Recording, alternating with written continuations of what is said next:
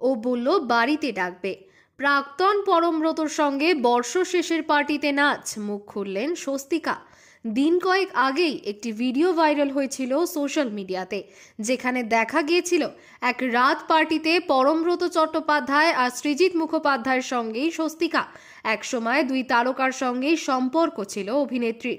সৃজিত আর পরমের সঙ্গে স্বস্তিকাকে দেখে নিটপাড়ায় এসেছিল মিশ্র প্রতিক্রিয়াও, যেখানে কেউ কেউ প্রশংসা করেছিলেন শ্রীমতী অভিনেত্রীর এরকম বন্ধুত্বপূর্ণ সম্পর্ককে দেখে, সেখানে কেউ কেউ কুঁচকেছিলেন কপালও। সম্প্রতি এক সংবাদ মাধ্যমকে দেওয়া এক সাক্ষাৎকারে এই নিয়ে মুখ খুললেন স্বস্তিকা। তাকে বলতে শোনা গেল কারোর সঙ্গেই মুখ দেখাদেখি বন্ধ হয়নি তার, আর তিনি যেই পেশায় আছেন সেখানে তা সম্ভব নয়, কারণ এভাবে তিক্ততা বাড়তে থাকলে একটা সময় কাজ করাই বন্ধ করে দিতে হবে। পরমব্রত আর পিয়া চক্রবর্তীর বিয়ে নিয়ে যে ট্রোল হয়েছিল সোশ্যালে, তা নিয়েও মুখ খুলতে দেখা গিয়েছে স্বস্তিকাকে।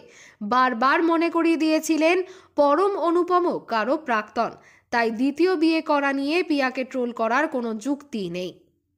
এই সাক্ষাৎকারে স্বস্তিকাকে বলতে শোনা গেল, নিউ ইয়ার পার্টির দিন বাড়ি ফেরার সময় ওকে জড়িয়ে ধরে বলেছিলাম ভালো থাকিস, জবাবে ও বলল বাড়িতে ডাকবে। পিয়াকে বহুদিন ধরে চিনি, জবাবে তাই বলেছিলাম ডাকিস, তোর জন্যে না হলেও পিয়ার জন্যে যাব। পিয়ার স্বামী কে সেটা আমার জন্যে কোনো ব্যাপারই নয়, কাউকে জড়িয়ে ধরে ভালো থাকিস বলতে দ্বিধা হবে এমন মানুষও আমি নই।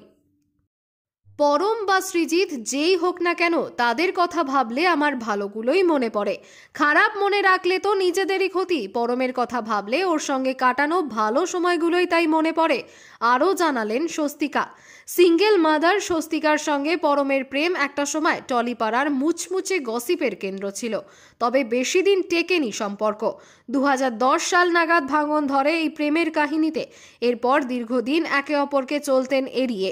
বিচ্ছেদের পর প্রথমবার কাছাকাছি এসেছিলেন শাহজাহান রিজেন্সি সিনেমায়, এরপর শিবপুরেও কাজ করেছেন একসঙ্গে। পুরনো তিক্ততা ভুলে দুজনের বন্ধুত্বপূর্ণভাবে কাছাকাছি আসা নিঃসন্দেহেই শিক্ষণীয় বিষয় হবে প্রাক্তনদের জন্যে।